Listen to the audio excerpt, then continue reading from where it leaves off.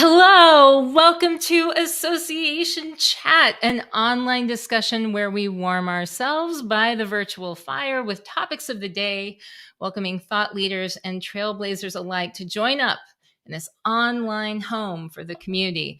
I'm the host of Association Chat, Kiki L'Italienne, and hey, it's been a little while since I've been able to do this and to talk to all of you. Took a little breather after the holidays, but I'm back. And I bet that if you are working in the nonprofit space, you're probably occasionally coming up with some issues with boards. Am I right? Are you frustrated with board member engagement? Maybe you find yourself running into problems with your board over and over again. Why don't board members just do what we want? It's an excellent question. And today I'm going to be talking with consultant, speaker, and author Hardy Smith about his latest book, let me get this right, Stop the Nonprofit Board Blame Game. Are you so excited? I am. And so here we go. Hardy, welcome to Association Chat. Kiki, thank you so very much. I certainly appreciate that energetic welcome, and I look forward to what I know will be a great conversation this afternoon. Oh, I'm looking forward to it too. Listen, I am telling you that working with boards, it is such a tenuous, sometimes exciting, sometimes difficult situation. Lots of different issues can arise. So, we can never get enough information about how to work with our boards because look, human dynamics, they are very complicated, very involved, and we all need a little guidance in that area, especially during a time when we're all trying to work together to move towards those missions. So today's talk, I'm very excited about it. So my first question for you is why? Why did you write the book? What was the thing that made you say, I, Hardy Smith, have to write this book? Well, Kiki, thank you so very much for that question because that's probably the number one question, or where in the world did that name for that title come from? But first things first, I know just like yourself and anyone who has worked in the world of associations and nonprofits for a long period of time, and unfortunately it doesn't take very long to find out the relationships around boards and board members is unfortunately to a large degree pretty dysfunctional. Now, let me just say at the outset, Kiki, in case I totally upset, because I'm likely to do that, some very high performing boards, some very high performing associations that have the benefit of hashtag the most awesome board members ever. Yes, those are out there. So I'm addressing the ones that really need help. And across the space of nonprofits and associations, gosh, it's so sad, isn't it, that there is so much dysfunction. There is so much frustration that is communicated by association and nonprofit professionals about their board members. And a lot of that frustration centers around either around engagement. Now, there could be, it could go two ways. It could be either not enough engagement or sometimes too much engagement where they're crossing the line of meddling, right? Yeah. So as I was kind of getting into my involvement with groups around the country, I'm starting to see the connectivity of, gosh, this is a problem that needs fixing. And there's a whole lot of advice out there that's available, training and books and webinars and programs and speakers, and it just doesn't seem to be producing a result. So I couldn't stand it. I had to figure out, well, just why is it?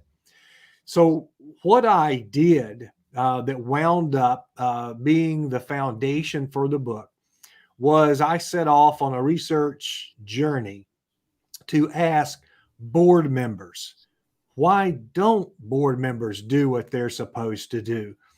And the answers that I got back from a nationwide survey, and I'll be the first one to admit I am not a researcher. I'm not an academic. My survey would probably not stand the test of any rigid or accepted research methodologies. But what it did do was, I thought, an adequate sampling nationwide of board members, not the staff, but board members, different experiences, different levels of experiences. And Kiki, the big reveal was their responses to my open-ended questions was identical. So this wasn't multiple choice, yes or no, black or white. This was tell me how you feel. Why do you feel this way? And what do you think the problems are? And how do you think they can be fixed? So when I started getting the responses in and creating a matrix, and of course the words were different because it was open-ended, but when I saw the very clear pattern, they were telling me all the same thing. And in addition to those responses, Kiki, the biggest reveal absolutely was that they shared with me the frustrations they have felt either currently or in the past with their association board or nonprofit board experience. So my goodness. So now that's where the blame game comes from. So the professionals in the sector are pointing the finger of blame at board members, and board members are saying they're not engaged. They've become disengaged because of the professional staff. And then so finding out those answers was certainly the motivation and became the foundation for the book. Now, I see, I'm fascinated by this topic. And of course, you have some great names who actually read and wrote testimonials for the book itself. Bob Harris was there. Mary Byers was there. I recognize several names that have actually been on Association Chat before. And I have to say that I think that, I am intrigued about getting into what you discovered, what you think a lot of the themes are, some of the answers that you have for these things. But before we go quite down into the path of what's in the book, what you wrote about, I want to dig just a little bit more into the process of writing it, because I think that that's kind of an interesting thing. What kind of writing process did you set out for yourself? And by the way, when you sent out this survey, did you know you were going to write a book at that point, or did that come after you started seeing the results? You've nailed me. I did not know.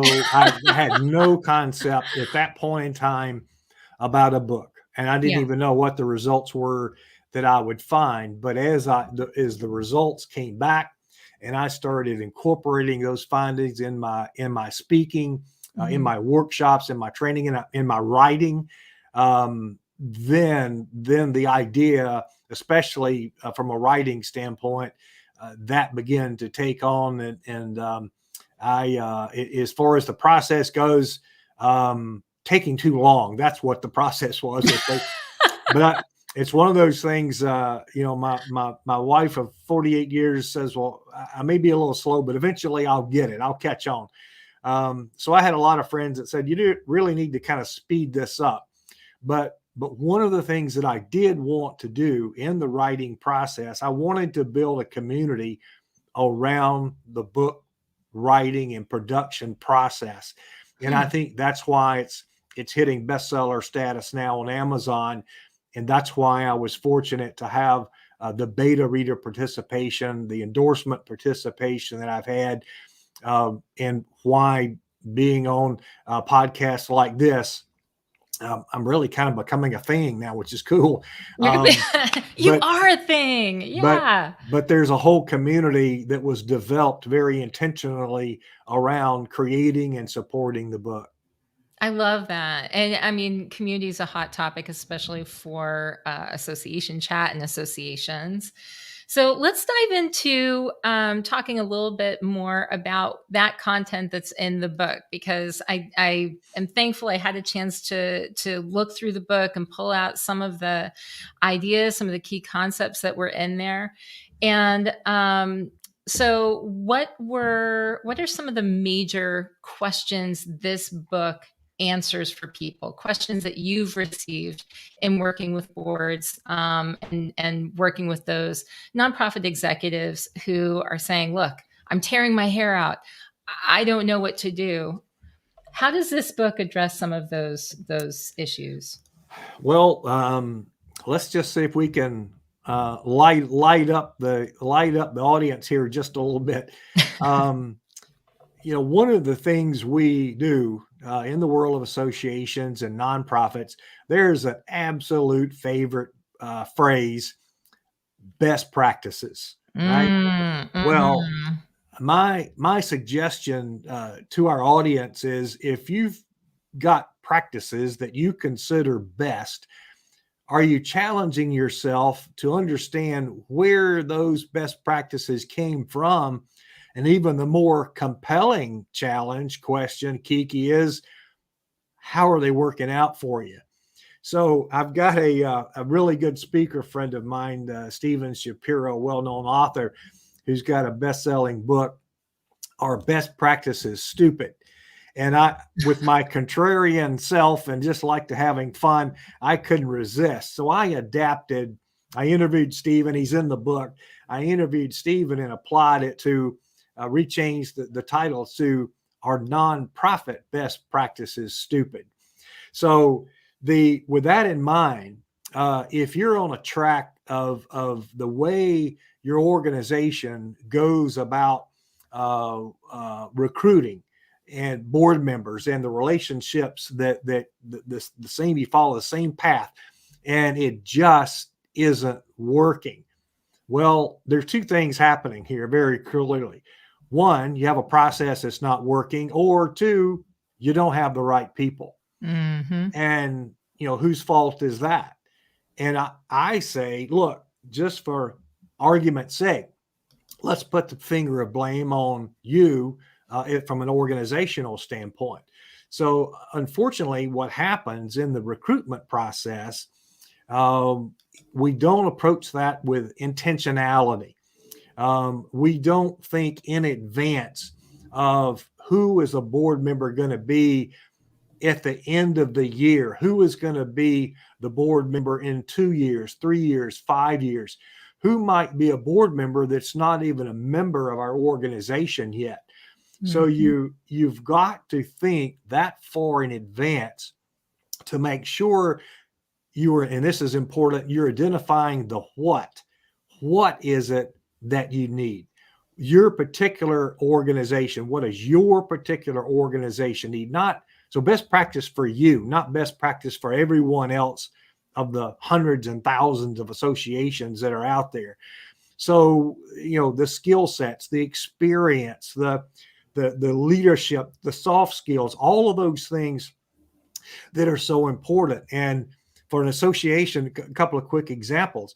For an association that may be considering a merger right now, or maybe considering a major shift in data, maybe considering, okay, well, we're all in a quandary of, well, do we come back to work, or now are we going to stay remote? Well, all those things are big, big picture challenges.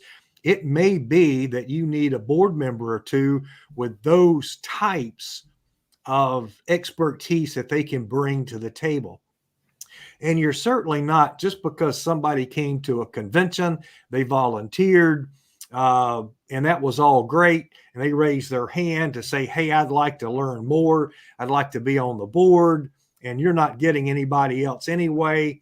Okay, while we have a prospect. And here's a personal, I just really hope I don't get too far off on the soapbox here today, Kiki, but please, the natural interview question is, well, why would you like to serve our association and be on the board? Yeah. And how many times is the answer, well, I just want to give back?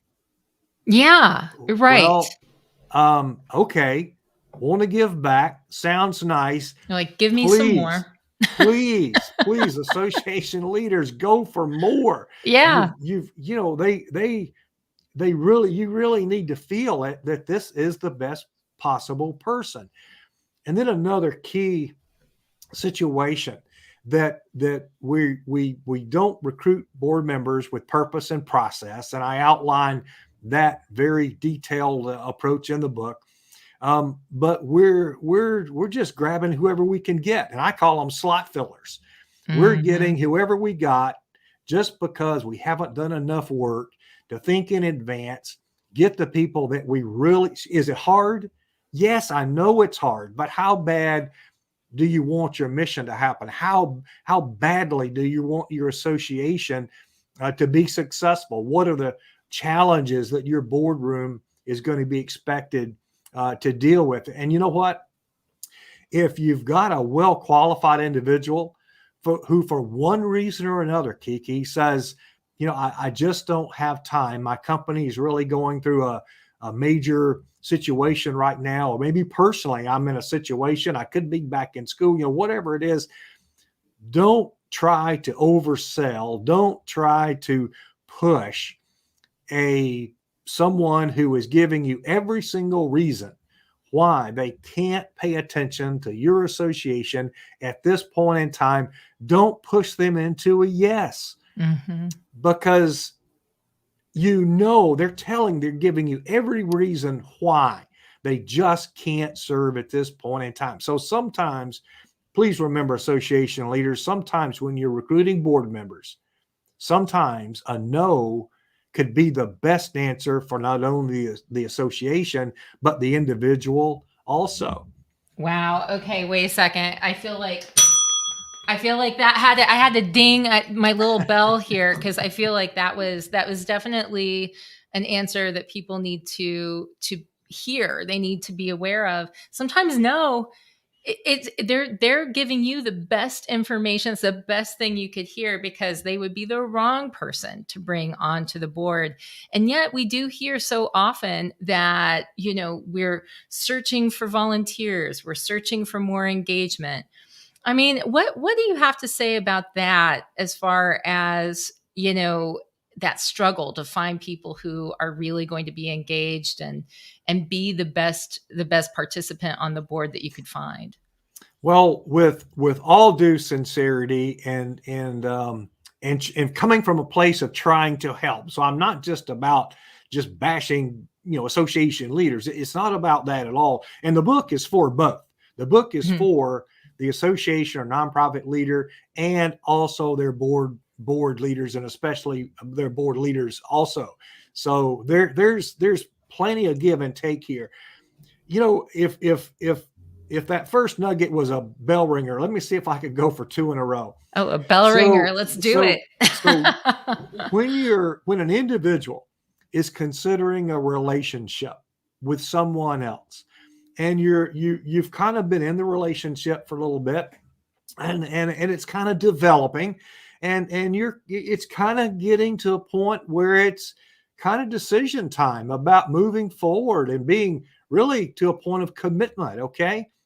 Well, think about this in recruiting board members. It's the same process, because you said at the outset, it's people. It's all about people. And it is people relationships. And that's one of the things I encourage the groups that I work with to certainly remember. But in this budding relationship, if you will, you're evaluating, and you're thinking, this is the best choice I've had in a while. I'm not really sure if I'm going to get a better choice down the road. And even though we don't really see eye to eye, there's some things where I don't really feel, we haven't talked about them, but I don't feel total compatibility. And you know what? This other person has a few faults, but you know what? If I can get them across that threshold of total commitment, I get them to the altar of I do, I can fix them later. Ooh, ooh. Now, I now, now, big warning signs on that one. now, how often does that really work out? Oh, I can't think of any times, not one in Right? any factor of life. So, and you're so right. And does it Yeah. work out when you're recruiting board members? And Mm, you're pushing them. So you've put your energy into getting the wrong board members, those slot fillers who are might be nice people, but they're just not who you need in that relationship. And the point about specifically about engagement, um, we just don't. The people context is so critical here, and I'm glad you brought that up.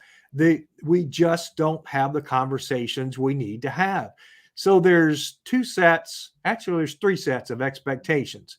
One is yours being the organization's.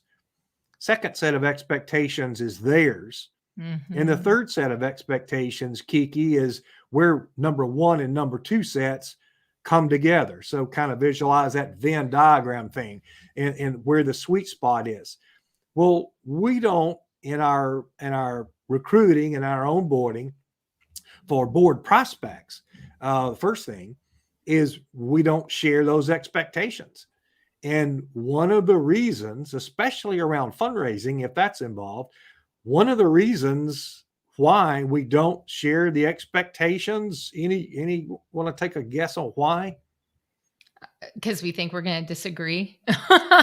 Not even that. Not even You, that? you think they may be overwhelmed and they'll say no, and you lose Ah, your yeah. prospect. So again, it's back to I'm not going to tell them anything they really need to know now. I'm going to wait till later. Now, in Yeah. marketing, that's called bait and switch, and Mhm. that's not legal. So if you've got a board member in that situation that all of a sudden, surprise, here's Right. this whole big heavyweight list of time commitments and meetings and hands-on tasks that we're asking you to take on as a board member, you've probably lost them from the outset. Yeah. I Another mean part of oh, that, excuse me, go sorry. right No, ahead. no, you go right ahead. I didn't Okay. mean to interrupt. Well, another part of that, I said that comment was around recruiting board members. So, how about the current board members? Here is something that's about a 99.9% failure rate, cause for failure in my experience. The staff, maybe the CEO, the president says, you know what, we really need to do a new strategic plan, but I don't want to fool with those board people. I'm not going to bring in an outside facilitator like a Hurdy Smith, one of those people. But you know what? A couple of my favorite beverages, few hours after work, maybe the weekend during watching a ball game, I can knock this out. And Wow. then myself. And then, so it's a do it yourself planning project. Now I take it to the next board meeting. Here's the plan I wrote, and I want you to approve it. Well, probably like a lot of other routine reports on the board agenda, sure, they approve it. And then what happens? As the nonprofit or the association leader looking for really hands-on engagement by board members, you get awfully frustrated because they don't. They Yeah. don't do those tasks that were what they were assigned. There's no buy-in. They haven't been part of the No, process. Yeah. they were, and this is important for your audience. There's a big difference between asking and telling. And Mhm. that's one of those lessons I've learned from my wife of 48 years. I better be asking and forget the telling. It's just not going to You work. know, I'm beginning to think maybe we should have her on and maybe, like, she seems to have a lot of lessons to teach, so She's in the book. There are a few okay, good. Debbie lessons in the book. Yeah, you can pick those up. But the Good. point is, and I got a great friend of mine, Dr. Jack Hawkins, who's the chancellor of Troy State University in Alabama. We worked on a lot of projects together over the years, and he says, Hardy, if they help bake the cake, they own the cake. So you have your planning process, whatever it is, even if it's a do-it-yourself, you can still have windows of opportunity for engagement and input, not just a rubber stamp approval. And if it's going to be a terribly critical conversation that needs to be had, you really do need to bring in some outside help, just that neutral place. But so we actually almost go out of our way. My experience tells me we go out of our way to find ways to keep board members from being engaged. And that's why there's can be such a big turnoff. So either you have the wrong people and they weren't going to be engaged to start out with, or you have the 100% on target right people and you've turned them off. One thing that you wrote about in the book that I thought was really interesting was that there's a lot of bristling and a lot of frustration on the side of the board and of association executives when it comes to the expectations around fundraising. You're on the board. What kind of role does a board member have in the fundraising effort? I have certainly heard this come up before many times. Can you talk with me a little bit about, what this looks like, what you were hearing from folks, and why we need to maybe think about fundraising and the expectations around our board members in regards to fundraising a little differently? Well, thank you so very much. And this could be that next bell ringer right here. So think about this. And when I reference fundraising and board members, Kiki, I'm talking about direct solicitation. I'm asking you to go out and ask your friends or your sponsors, or, you're making it. It's not about writing a letter. It's not about sending an email. It's not about you giving me a few names and addresses. That's not it. So direct ask. It's hi, this is Kiki. I'm looking for, can you send me $25,000 for my That's it. Or direct giving in some cases. Direct giving. Right. So money is a major topic. It is a very personal topic. So if you haven't had those conversations early on in the recruiting process, conversations that I've had, and you're expecting fundraising to be done, you're in trouble. If fundraising is an expectation, you're in trouble. Now, think about this. Asking other people for money is about like public speaking. It's not something that a whole lot of people want to do. No. Now I'm a member of Association of Fundraising Professionals. So professional fundraising. That's how they get to go to the grocery store and pay their rent every month, is they're raising money. Well, it's interesting to be around a group of professional fundraisers, and you know what? There's not a whole lot of them that like asking other people for money. And the reason their CEO has a development officer is because they don't have to ask for money. Why does the board support having a development officer? They don't want to ask someone for money. They've got you. Now, if you think just kind of as an association leader and fundraising is an expectation, just kind of do a quick visual tour, mental tour around your boardroom. Look at those faces. How many of those individuals really, truly and honestly are willing to ask someone else for money? And probably out of a dozen, maybe a couple of dozen, maybe in some groups, maybe 3 or 4 dozen board members, there's just not going to be that many. So my advice is, if you want fundraisers, get fundraisers. So that should be in the onboarding process, in the recruiting. And that's not, I'm being very specific with that. That's not okay, I'll commit to doing the best I can. No, we have a specific goal we're trying to reach, and we're expecting, so if you said $1 million, because easy math for Hardy, if we had $1 million goal to be raised by our 10 board members, give or take, that's $100,000 a piece. Can you do it? And it's either yes or no. And then, okay, if it's no, or maybe I'll try, I am not the board member that you need. Now, here's a warning. The world's greatest fundraisers are not necessarily good governance board members. They're not good strategic, not always good strategic planning board members. They're not always good membership thinking board members. They're dialed into raising money. They may or may not be interested in coming to board meetings. They may or may not. They just may not want to do all of that. So you're really in a quandary because quite often, nearly forgot something important. So okay, we'll put you on the board if you'll raise money or give money.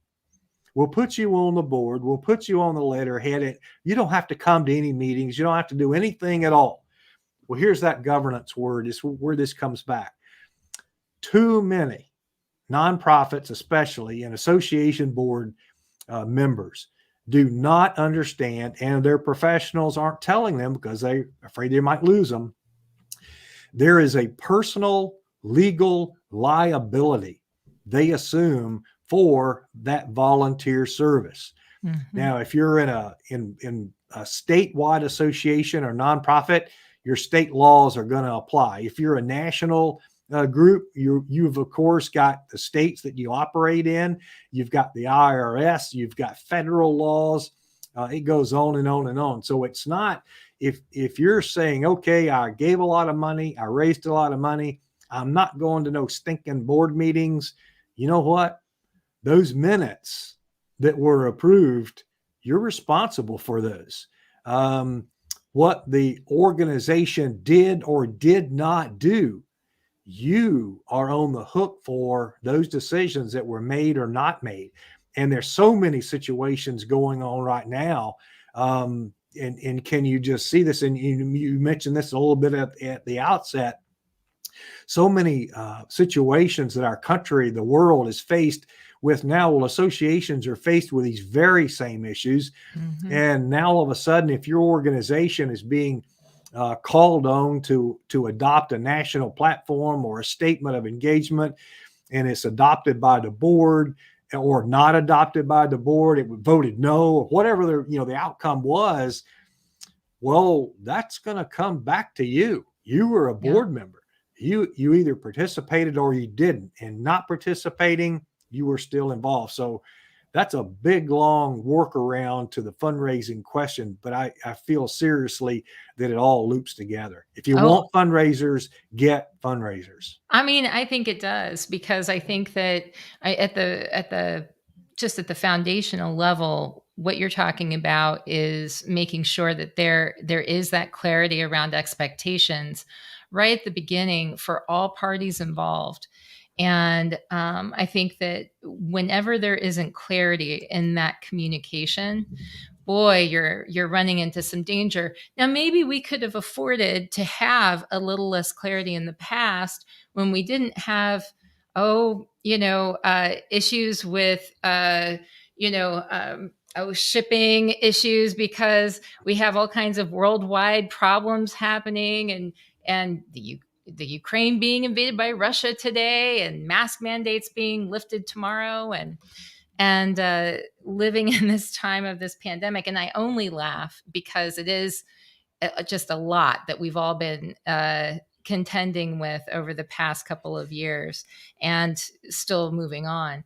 But to be a leader and to take a leadership role during this time, you most certainly are going to be asked to make some tough decisions and weigh in on some things that are going to matter. And for associations, that can mean that you're making decisions that are going to matter to entire industries. So it's not a small thing.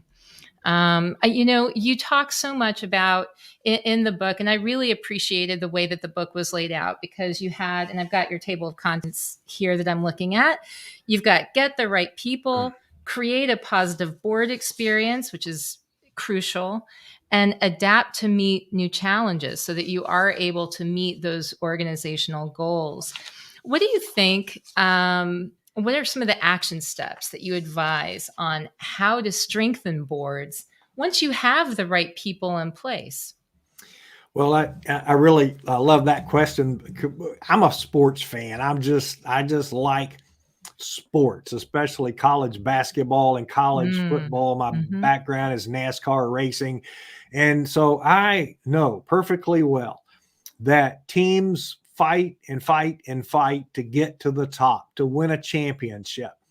And then what happens? They very rarely stay there very long. It's not like the old days when players of a particular sport or a league all stayed in one place. They never left. They were there for the length of their career. That's not the way it works now for a lot of reasons. So teams with players and coaches that were successful one year, not so much, not so much the next year.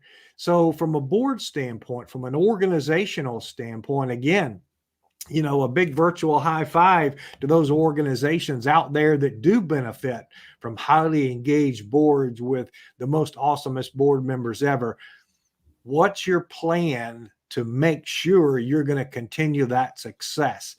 So my suggestion, my recommendation on how to keep your organization and your board moving forward with a direction of success is apply the action items like those that I've been sharing, because you're constantly recruiting new board members. You're constantly having to, needing to develop those relationships. You're constantly having to reevaluate expectations. Think about this, Kiki. You just mentioned the pandemic. So roughly ballpark, 2 years ago, so spring 2020, roughly, we started getting into something we just had never seen before. Well, going into that situation, probably every organization had a set of expectations for their board members. Well, going through that experience, and to one degree or another, we're still going through it, and who knows where it's all going to go to in the future. The point is, expectations change and can be influenced by a whole lot of situations. As nonprofits, associations, how many associations did you know that could not have that signature annual conference or convention that their revenue is totally based on? So it's instead of going paycheck to paycheck as someone out on the street in civilian life, in association world, it's conference to conference. And without that revenue, they're really in danger of upside down. So now all of a sudden, all the expectations have changed. So you've got to refocus, reshift, and your board being involved in that is totally different. And there has to be a new commitment to a different way, a different path. So you can't take what was done previously and just assume it's going to always be the same. Sort of like renewing your vows. It's a constant rinse and repeat with boards. You have to constantly have that conversation in real-time reality. Well, I want to thank you for taking the time to talk with us today. I mean, I feel like, we could grab a couple of drinks, grab some coffee, grab your wife, and actually sit down and talk for a really long time about this topic. But I really genuinely appreciate you coming to talk on Association Chat today. And look, I love the book. I think it's really good. I think everyone should check it out. And let me go ahead and put that name of the book up there again, Stop the Nonprofit Board Blame Game. And if folks want to reach out to you, I put up your Twitter handle before, but this is your LinkedIn, and you feel fine with people reaching out to you through LinkedIn to say, hey, Absolutely. Hardy Smith, come and talk to me. Love to visit. I love to create those connections. It's so important. A chance to learn from each other. That's what it's all about. And kind of working forward in a collaborative spirit. I really welcome those opportunities. And of course, hardysmith.com is my website, and that's just got everything. Right. Excellent. Well, thank you so much. And thanks to all of you for coming on and enjoying. I imagine you're enjoying joining me today as we talk to Hardy Smith and talked with him about his great book. I think that at the bottom of it all, it really comes down to those relationships and really maximizing what you're doing with those relationships. So to have clarity of purpose, to have clarity of intent, and to have clarity around what your expectations are. I think that was the real message that I heard Hardy share with us today. So check out his book. And for those of you who have not been following along with the Patreon activity of what is happening in the association chat world, today, after this, we are actually going to be having at 2 p.m. Eastern Time our monthly book club meeting. And we're talking about Daniel Pink's latest book, The Power of Regret. That was the book for February. So the group's meeting up today to talk about the power of regret. If you want to become a member of the Association Chat Patreon patrons group and participate in the book club, then there you go, right across the bottom. You can see the URL there. Go to patreon.com/association chat, all one word. So with that, I want you to just say, I want to say thanks to all of the Patreon patrons out there. I want to say thank you to all of you watching. And as always, until next time, everyone, I hope you keep asking questions to learn every day, because as Joseph Campbell once said, the cave you fear to enter holds the treasure you seek. Have a great rest of the week, everyone.